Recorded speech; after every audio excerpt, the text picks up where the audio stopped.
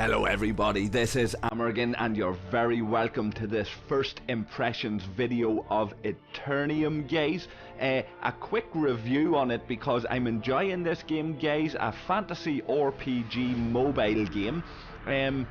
Some criticisms out there. I've looked on some of the forums, guys, as I always do, and some criticisms out there, people saying that it's not very challenging, or that there's nothing really that changes, it's a bit repetitive at times and things like that. So far I'm level 9 in it, 7 there, but I got up to level 9 since I recorded this, and I'm really enjoying it. It's very colourful. The ambience and the music is pretty decent.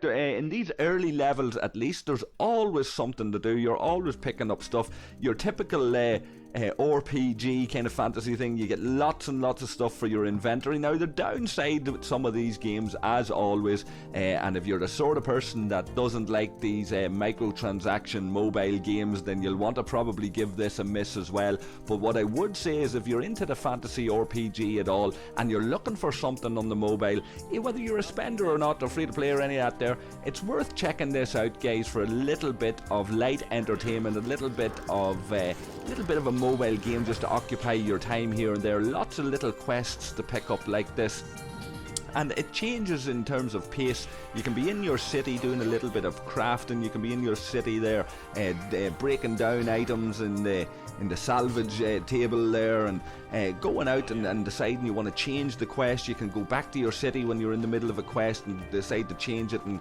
go out and do something else for a slight bit of a different experience, I guess you would say.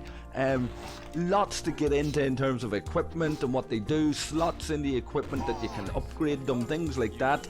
The downside to the inventory space, I was going to say earlier, is that you have to spend to expand it. These gems that you get, hard enough to come by. You have to expand your inventory space using them. The same sort of thing, we'll come to that in a wee while, same sort of thing for expanding your buddy system. You've got people that'll fight with you. On my way. We'll check that out in a wee moment. You have to, there it is there, you have to unlock them spaces there to get another buddy, again using these gems. But so far for the early days, quite pleased with how the whole game feels, quite pleased with its pace, the ability to go in and just mess around, do a few quests. Not very challenging at all in some ways, but in other ways it's nice to be able to balance out your character, give them the best abilities possible, the best weapons possible, lots of different variety there in the early days. And the one thing that I do like, you'll see these things, Sign Too Simple came up there a wee moment ago. You'll see these things where you can cast your magic spells, guys, by doing symbols on your screen. Now I'm doing this on BlueStacks, of course, and I'm using a mouse, but this is presumably touch screen if you're on mobile, and little symbols there that will allow you to quick cast certain spells and use certain abilities. Now another wee downside to this game is the loading screens are pretty long. Prompts while you're in the middle of it, but the loading screens can be pretty long, and you take a moment to go out and make a cup of tea sometimes while they're loading up. It does suggest at some point though that you can play offline, and while the game's loading in the background or something. We'll see this now in a wee moment.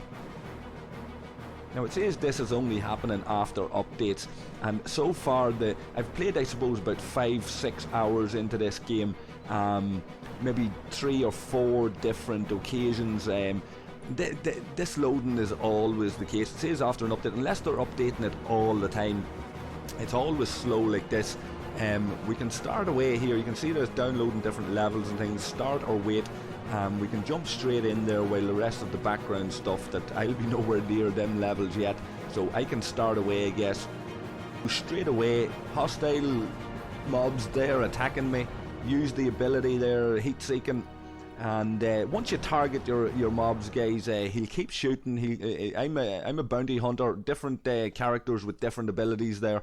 I'm a bounty hunter, so I've got a dual wield gun setup.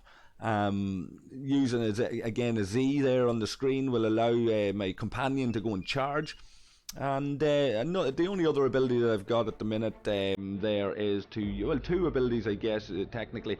If I draw a W on the screen, I get to use an item, like an apple or something, and If I draw an S on the screen, I get to summon the town portal. Now, I mentioned a little while ago that you can return. I can summon the town portal right now, and I can return to the town without completing this quest. And this quest is available to me to pick up then at any time later on. Log out of the game. The quest isn't lost. I don't have to start it again. Any of that kind of stuff. So that's all very nice. And the wee things like this makes wee games like this, I think, is the ability, if you've got time to go around just kicking at the barrels and different things, and you'll get wee coins and stuff coming out of them like that. Not an awful lot of loot, but it's that little bit extra if you take the time to go and explore the environment properly. Go and interact with the environment in every way that you can. Typical RPG fantasy there, guys. Go into every little nook and cranny, into every little corner, and you may find something. Hostile mobs around every corner. I love that heat-seeking ability. And like I say, he'll auto-target and shoot away, and my companion will automatically go and attack those hostiles. Quite easy for me to complete them at the moment. I could probably do this on a slightly more difficult level, but I'm happy enough to do this the way it is at the moment. I've got a nice regeneration ability going on, so I'm never really getting down into low health power at any stage. And my companion, like I say, he'll batter away on there, no problem. Loads and loads of wee items to pick up. Now you see these wee question mark gold boxes, they can be a variety of different things. Gold coins there for me can prompt you to watch a video, which I suppose it's a bit annoying for some people, but the way it's done in a lot of games is it'll prompt you to watch a video to get extra gems or something like this. This is done where you can just ignore it. You don't. It's not spammed in your face all the time, and you can choose it. You know when it's coming up when you get one of them wee question mark gold boxes, and you can just ignore it and move on. You know, if you choose, you can go and you can watch the video and you'll get a couple of the coins or whatever it is. So it's nice when you see games like that, I guess, for the free-to-play player who, on a point of principle, doesn't want to spend real cash, because there are microtransactions in this game, guys. They're not spam. I don't feel that they're spammed at you heavily. They're not in your face all the time, but they're there surely. Uncertain how much of an advantage they really give you. They'll allow you to unlock certain types of chests. There are certain types of chests that you can buy your currency with in real money. Maybe one like this, and you can ignore these chests if you want, and lose some of these, and you lose the loot inside. So 5 gems there for watching a promotional video for that chest. That's not too bad. I'll leave it for the moment. But there are some chests that you need to use gems to open, and you lose the loot inside if you don't spend the gems. And if you run out of gems, of course, the easiest way to replenish them is to go and buy them. Use real cash to go and buy them. I'm sure plenty of people are tempted to do it, but it's done in a subtle enough way, guys. So kudos to this company for not shoving it all in your face all of the time, and making a nice, colourful, interactive environment. Where I'm certainly not feeling any pressure to advance. I feel like I'm advancing at a nice casual pace, and it's happening fast enough. There are plenty of quests for me to engage with. There are plenty of little things opening up and unlocking in the early levels, like the breaking down the the weapons and the gear at the salvage table and things like that. So lots to be getting on with, and lots to be messing around with in the early days. If you're like me, I'm a veteran of Final Fantasy games and stuff like that. I've played a bit of World of Warcraft and a lot of MMORPGs. Now, I haven't noticed too much of, if any, of an interactive environment with other players. Maybe that's something will come later on. I don't see it at the moment. So it's largely solo. It's largely single player at the moment, which I'm happy with.